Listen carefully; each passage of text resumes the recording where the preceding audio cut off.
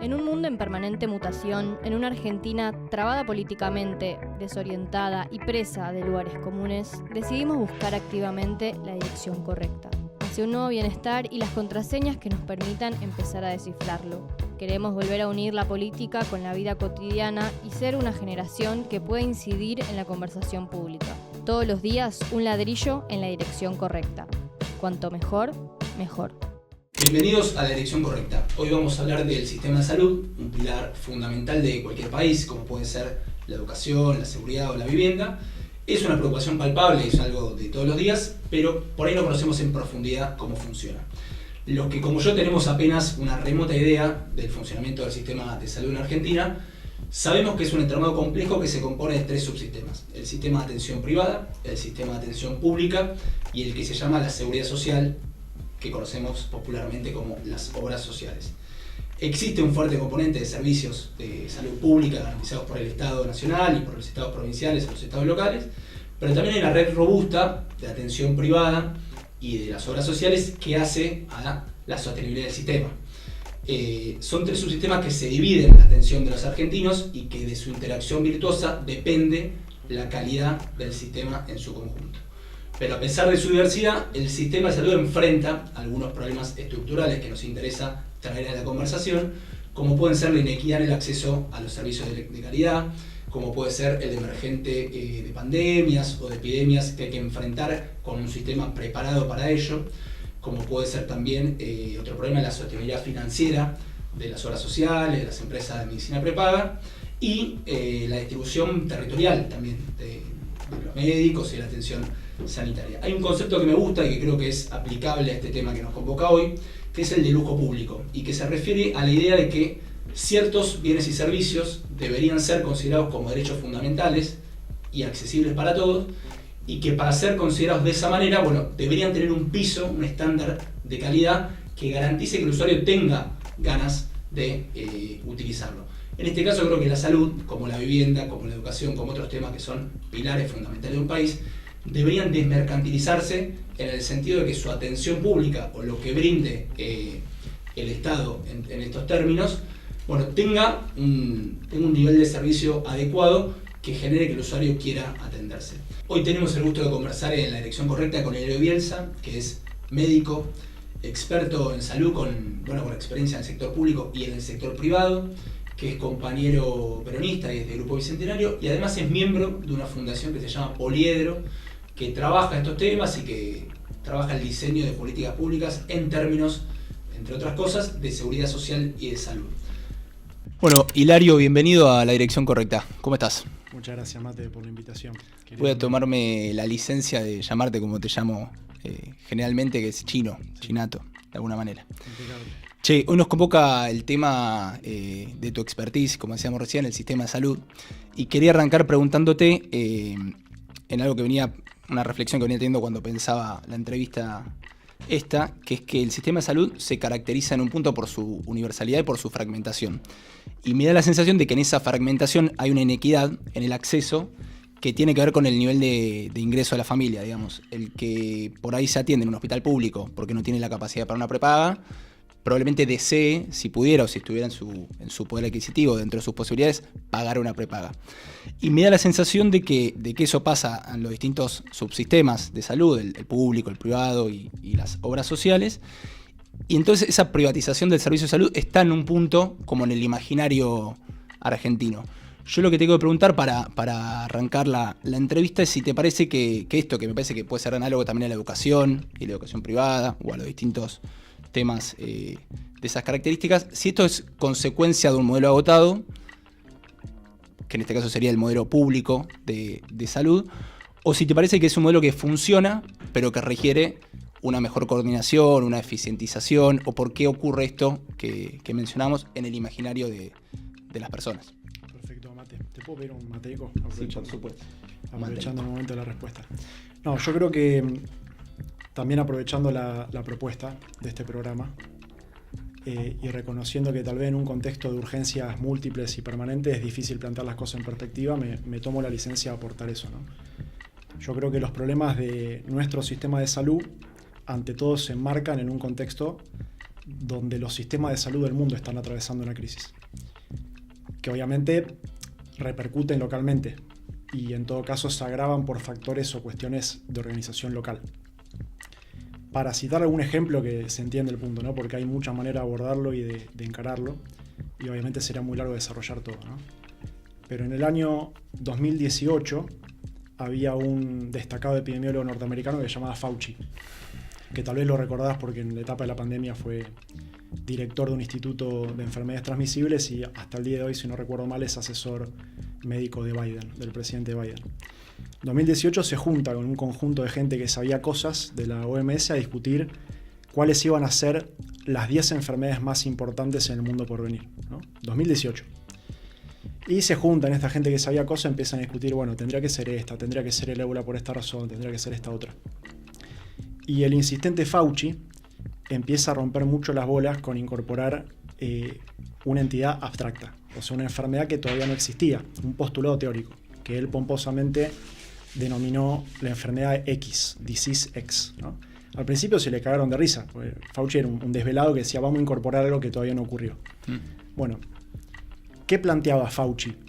El tipo decía que la forma en la que estaba funcionando el mundo, muy vinculada a la alta movilidad de bienes y de capital, producto de la globalización, la deforestación masiva, la utilización de antibióticos no solo para la terapia médica, sino también para la ganadería, generaba un caldo de cultivo en el mundo que iba a hacer cada vez más probable la emergencia de nuevos eventos infectocontagiosos, que estos eventos infectocontagiosos sobre todo se iban a dar por la disrupción de los ciclos epidemiológicos de las enfermedades que solo afectaban a ciertos animales y que por diferentes mutaciones iban a conseguir afectar al ser humano, lo que se llaman zoonosis, enfermedades que provienen de animales no humanos. Y el tipo se le trabó el ñoqui mal con la enfermedad X, desarrolla el postulado teórico y dice que lo más probable es que el siguiente evento infectocontagioso fuera de naturaleza viral, que se transmitiera de forma respiratoria, que fuera como la gripe pero más contagioso. ¿Qué estaba describiendo? Estaba describiendo el COVID. O sea, en el 2018 el desquicio de Fauci describe lo que eventualmente termina pasando. Fauci es uno que puede decir, la vi. Fauci la vio. Definitivamente la vio. No sé si para bien o para mal, porque mucha pelota no le dieron. Bueno, parte de la desatención de las proclamas desveladas del compañero Fauci llevaron a que el mundo estuviera tal vez un poco menos preparado de lo que pudo haber estado frente al COVID. ¿Pero qué voy con esto? La dinámica del mundo contemporáneo está generando eventos de salud que tal vez en los últimos 100 años no eran tan comunes. Acá hay un ejemplo concreto que es la mala certeza de que tal vez el COVID para nuestra generación, lejos de ser una excepción, pasa a ser el comienzo de una regla, ¿no? Una generación que seguramente esté atravesada por futuros eventos infectocontagiosos, tal vez no virales, tal vez el día de mañana bacterianos, fúngicos, parasitarios, etc. Bueno, este elemento habla de que al mundo le están pasando cosas en el plano de la salud. Otro ejemplo notable que me parece importante tiene que ver con las modificaciones en el mercado laboral, ¿no? Uno pensará qué carajo tiene que ver el mercado laboral con los sistemas de salud. Bueno, muchos sistemas de salud, por ejemplo el sistema de salud alemán, o en parte el nuestro, se financian a través de la recaudación compulsiva de los trabajos registrados, ¿no? Lo que se denomina modelo bismarckiano. ¿Qué pasa si hay cada vez más personas que pierden relación de dependencia en su trabajo? ¿Qué pasa si hay cada vez más personas que pertenecen al mercado informal? Como pasa en Argentina, que sabemos que de la población económicamente activa tenemos el 50% en negro.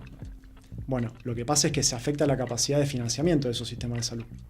Esta tendencia del aumento del trabajo informal no es una tendencia argentina, es una tendencia mundial que responde a muchas causas. Por ejemplo, las dificultades que tiene el capital de sostener condiciones de registro formal laboral con los empleados que van alimentando desde abajo de la pirámide del mercado laboral. Y también responde a la modificación del apetito del trabajador. Pasa mucho con el paradigma del nuevo trabajador, que es el trabajador informático. Muchas veces lo que implica un trabajo en relación de dependencia representa más trabas para este trabajador de lo que implica un trabajo con mayor flexibilidad laboral. Bueno, di dos ejemplos, podría dar muchos más, de que está habiendo nuevas cosas que están afectando al conjunto del mundo y que están llevando a que no solo Argentina esté teniendo problemas con su sistema de salud. Está teniendo el conjunto del globo problemas de diferente tipo. Recordarás tal vez en la época de Boris Johnson en la pandemia y también en la pospandemia los quilombos que hubo en materia de reclamos salariales de los profesionales de la salud que forman parte del NHS, el famoso sistema de salud británico que, en palabras de Tony Blair, es la religión nacional de Reino Unido. Mira. Bueno, digo esto para aportar un poco de perspectiva, de que hay ciertas condiciones de funcionamiento del mundo que afectan a la Argentina y que potencian algunos elementos particulares. Yo creo que esa perspectiva sirve, sobre todo porque creo que tendemos a caer muchas veces en diagnósticos excesivamente argentinocentristas, que obviamente nos llevan a pensar que el problema está en un lugar cuando en realidad están en otro. Hay ciertas cosas que en Argentina suceden que tienen que ser abordadas, pero bueno, se dan en el contexto de problemáticas globales. Desde ese marco, y termino con esto, Sí. Querido Mate, y sobre todo te paso el mate así no me matás,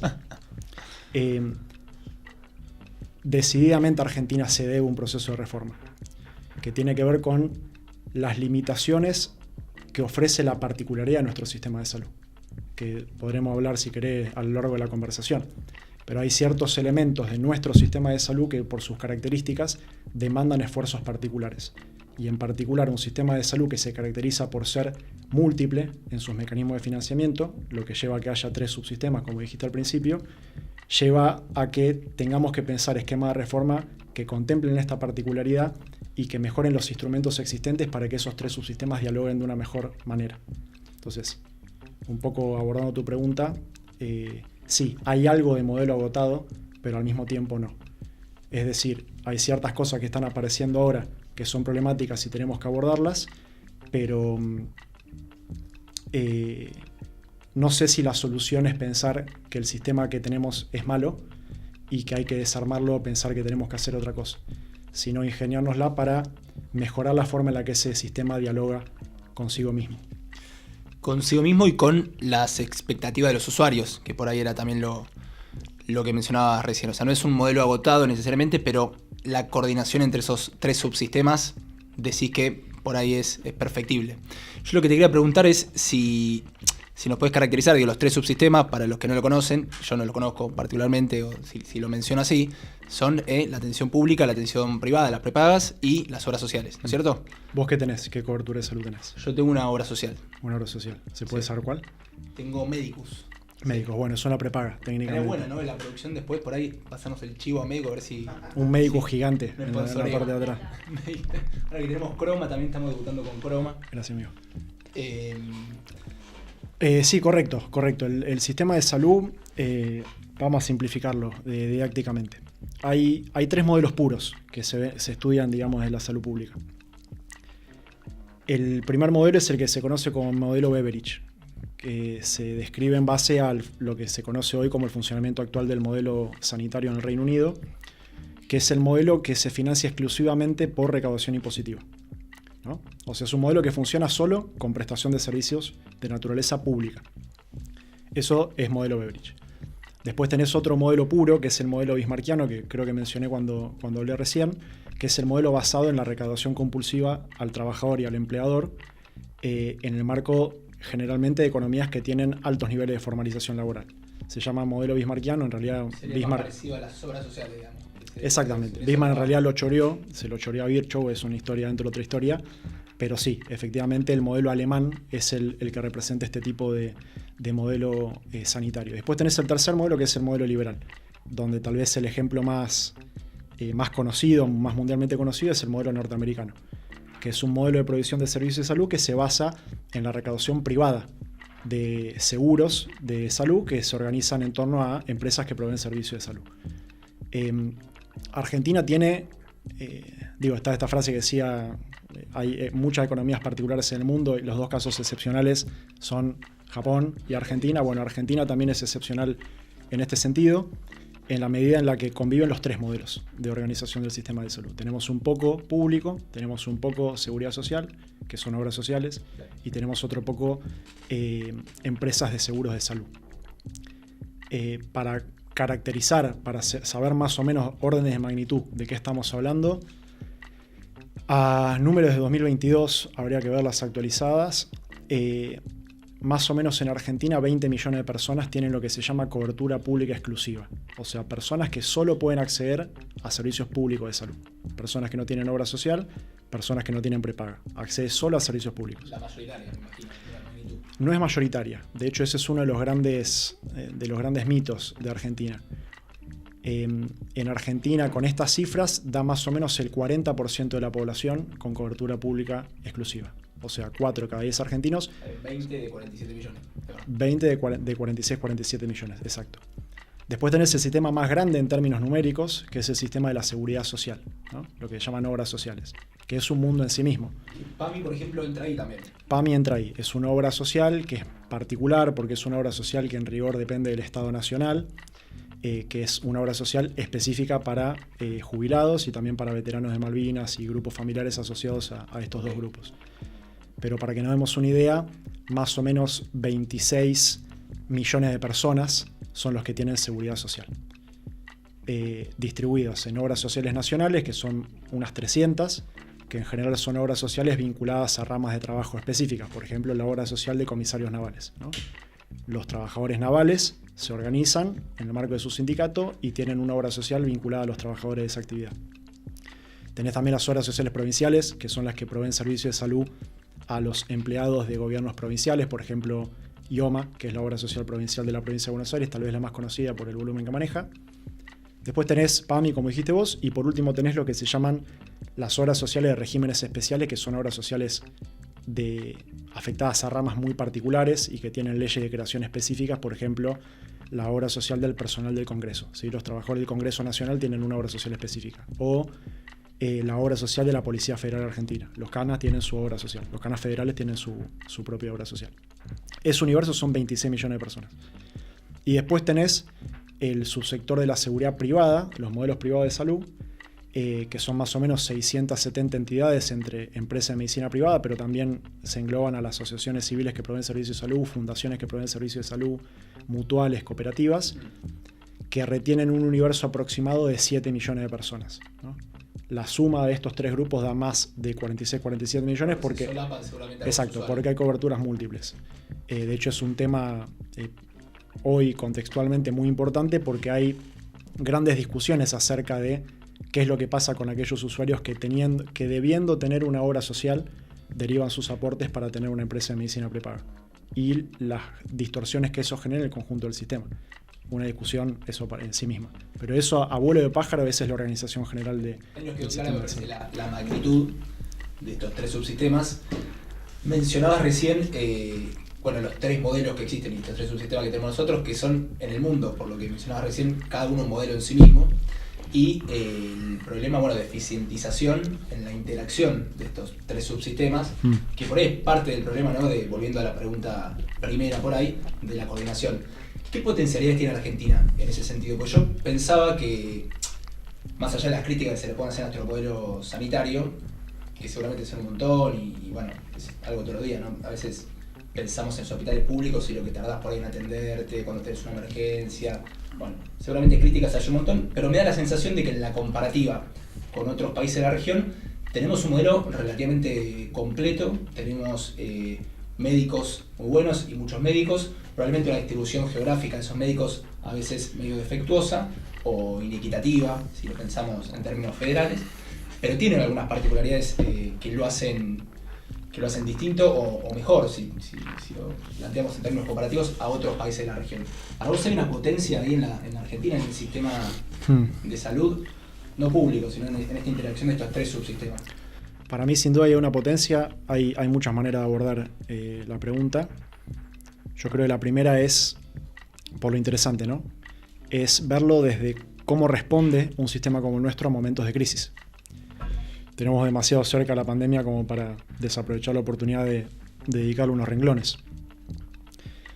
Sucede que, y sobre todo teniendo en cuenta que hubo mucha discusión al respecto de si la respuesta política y sanitaria que tuvimos a la crisis por COVID fue buena o fue mala.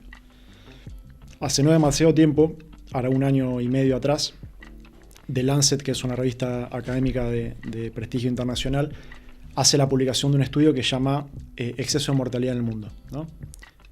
¿Qué medía el exceso de mortalidad? Agarraba la mortalidad que tuvo cada país que analizaba los últimos 5 años antes de la pandemia y decía, bueno, Argentina, ¿cuánta gente murió en el año 5 para atrás, en el año 4 para atrás, así hasta llegar al año previo a la pandemia, ¿no? Y sacaba un promedio, es decir, en promedio, los últimos 5 años de la pandemia, ¿cuánto murió en Argentina, por ejemplo? En Argentina, más o menos, si se mantuvo, debemos estar en torno a los 340.000 personas que mueren por año, ¿no? Una bocha de gente muere en Argentina. 340.000 personas. Y comparaba ese promedio de muertes ante la pandemia con cuánta gente murió en el 2020, cuánta gente murió en el 2021. Y hace una diferencia matemática muy simple. Cuánta gente murió el año de la pandemia contra el promedio de la gente que moría en Argentina, en este caso, antes de la pandemia. Eso se llama exceso de mortalidad. ¿Cuánta más gente murió en un año de pandemia? ¿Y cómo nos dio? Nos dio mucho mejor de lo que muchos pensaban. ¿Por qué? Cuando vos veías estudios internacionales que trataban de mensurar el nivel de preparación que los diferentes países del mundo tenían para enfrentar un eventual evento infecto-contagioso, estaba Estados Unidos a la cabeza y estaban todos los demás, ¿no?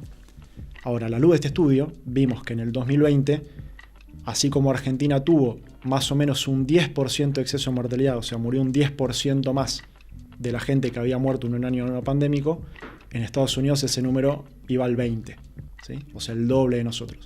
Otros países como Perú, de la región, se iban al 90%. Es una manera mucho más rigurosa desde el punto de vista científico de evaluar la respuesta a la pandemia, porque no solo tenés que mensurar cuánta gente murió por COVID, sino también por el resto de las causas, que en un contexto de emergencia por un evento particular, uno corre el riesgo de desatender. En esa cifra de exceso de mortalidad está contemplada la muerte por COVID, pero también la muerte por cáncer, la muerte por enfermedades cardiovasculares, la muerte por causas externas, etc. Entonces, me parece interesante retomar este punto, porque habla de la capacidad efectiva que tiene el sistema de salud argentino para responder a una crisis. Y cuando vos ves las razones por las cuales el sistema puede responder de esa manera, tiene mucho que ver con tu pregunta. Hay mucho de lo que nuestro sistema pudo hacer gracias a que tiene un poco de cada subsistema en su interior, ¿no? Cada subsistema tiende a tener ciertos tipos de virtudes y ciertos tipos de efectos. Bueno, las virtudes de cada subsistema, en la medida en la que dialogan correctamente, se potencian. Y los defectos de cada subsistema tienden, por el contrario, a pasar más desapercibidos, a tener menos consecuencias.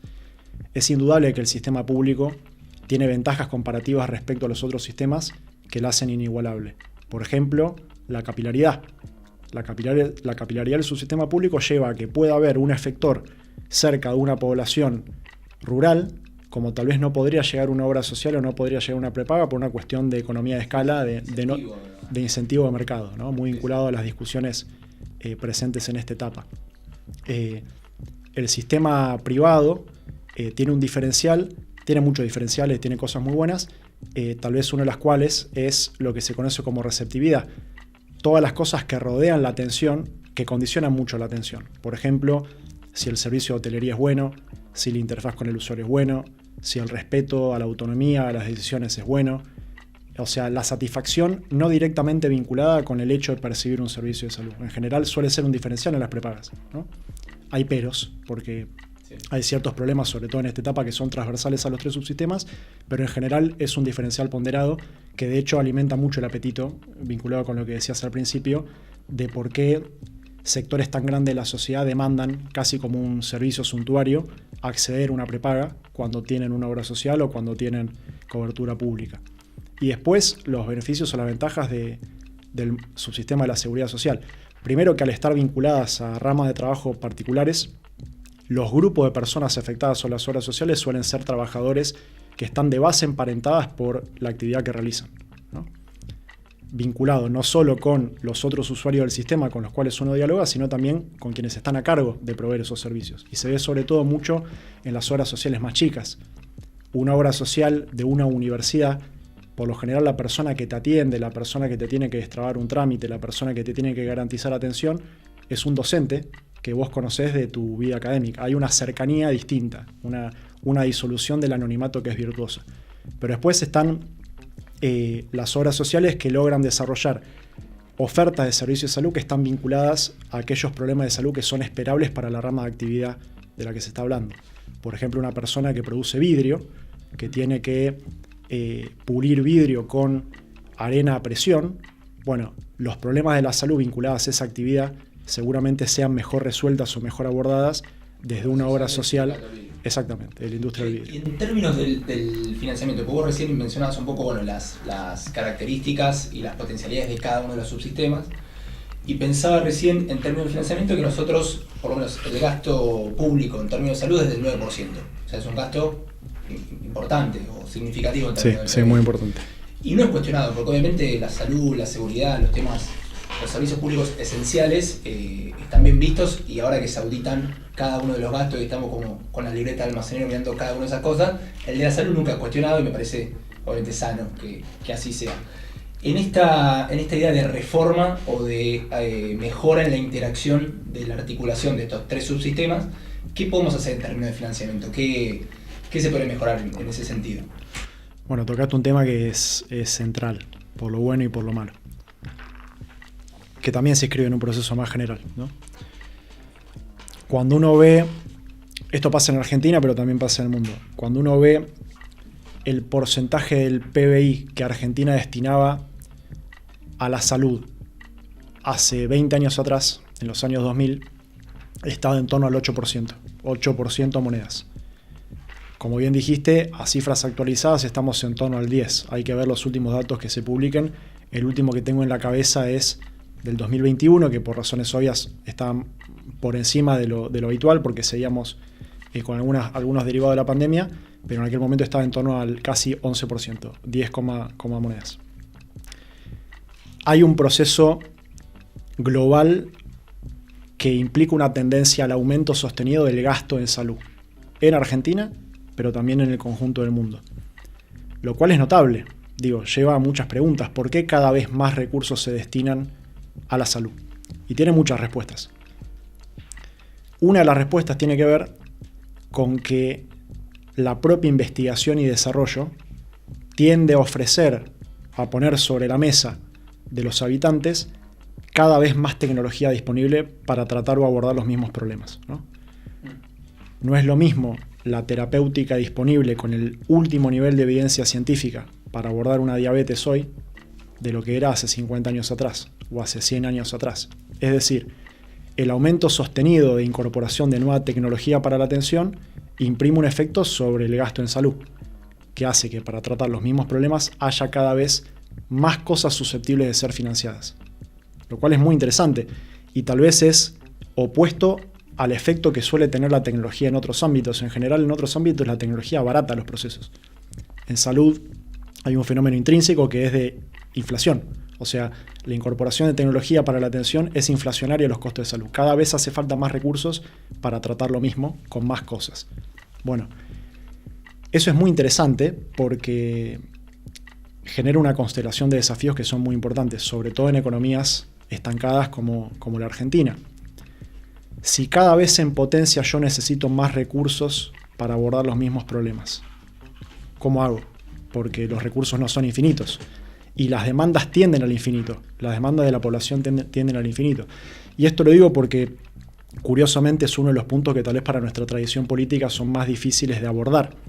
Nosotros estamos formados en el paradigma de expandir en recursos y expandir en satisfacciones en función de las demandas prevalentes de una población. Bueno, en salud sabemos que ese proceso tiene un límite natural, que es que no existe país en el mundo que disponga de los recursos necesarios para financiar todo lo que te piden, todo lo que las personas piden, todo lo que los seres humanos pedimos, con el máximo nivel de evidencia científica disponible para todas las problemáticas de salud prevalentes en una determinada sociedad. Entonces, inevitablemente la discusión política tiene que ver con mejorar los niveles de eficiencia con las cuales se administra el sistema de salud. Muchas de las discusiones que se abren a partir de esto son obviamente antipáticas, son molestas, son incómodas, porque en blanco sobre negro implica empezar a decir esto sí, esto no. Esto no lo podemos financiar, esto lo podemos financiar. Si uno piensa en medicación para la presión arterial, uno se horrorizaría al pensar que eso no podría financiarse. Bueno, tal vez la medicación para tratar la tensión arterial, por la cantidad de personas con tensión arterial, por los efectos probados que tiene la medicación, el tratamiento farmacológico sobre cuadro de hipertensión, por las consecuencias en salud que genera la hipertensión no controlada en la población, nos haga pensar, bueno, esto tal vez hay que financiarlo. Ahora, ¿pasa lo mismo con todos los problemas de salud? ¿pasa lo mismo con toda la terapéutica disponible en el mercado? ¿Qué pasa con aquellas, por ejemplo, con aquellos medicamentos nuevos que salen al mercado para abordar, como no se podía hacer antes, una enfermedad genética rara, que tal vez afecta a muy pocas personas en Argentina o en cualquier país del mundo, que demanda recursos que son tremendamente caros y que generan un impacto clínico marginal, ¿no? Porque sabemos que no todo lo nuevo es necesariamente bueno. Entonces, ¿qué es lo que sucede con la tecnología nueva que el mercado produce? Que en condiciones ideales nos debería forzar a financiarla, pero que siendo tensionado por otras demandas sociales de otros problemas de otras personas, debería hacernos reconsiderar la posición. Bueno, esa discusión Ahí donde el criterio de selección implica básicamente abordar en términos políticos, sanitarios, el gran desafío que implica la innovación en salud, sabiendo que la tasa de incorporación de nuevas tecnologías va a una velocidad muy superior a la tasa de crecimiento de los recursos disponibles para financiarlos. Y que esa brecha, si uno no decide abordarla políticamente, activamente, en general tiende a resolverse a sí misma, a través de lobbies, por ejemplo. O sea, sectores mejor organizados de la sociedad que se organizan para demandarle al poder político de turno la cobertura de un determinado tratamiento para una determinada enfermedad, tienden a triunfar por sobre aquellos sectores de la sociedad que tienen menos capacidad de lobby, menos capacidad de organización. Ese proceso de autopriorización, donde ciertos sectores de la sociedad logran taparse con una manta que le destapa los pies a otro grupo de personas, tiene que ser abordado políticamente. Y la única manera de abordarlo es haciéndose esa pregunta, que es: ¿puede el sistema de salud argentino en este caso ser más eficiente? ¿Resolver mejor la crisis de recursos endógena propia de este proceso que te comenté? Para mí, sin duda alguna. Teme que hay un desafío que no está terminando de ser abordado hasta ahora. Yo te detengo ahí y vamos finalizando ya también el programa. Pero me parece que lo que dijiste recién por ahí un puntapié para la última pregunta, que tiene que ver, es una pregunta común a todos los programas, que tiene que ver con una medida justa y urgente, o sea, con la dimensión de justicia y con la dimensión de la urgencia de los temas que fuimos conversando, por ejemplo, la eficientización del sistema de salud, la articulación de estos subsistemas, la eficientización del gasto, la selección de cada una de esas cosas. Bueno, ¿vos qué nos propondrías? Yo te tengo que dar un ladrillo en este momento, Chinato, tomalo, y vamos a acercar la pared hasta la conclusión que te diga, sin hacer ruido, ¿no? Más, hasta acá, ahí se ve bien. Genial.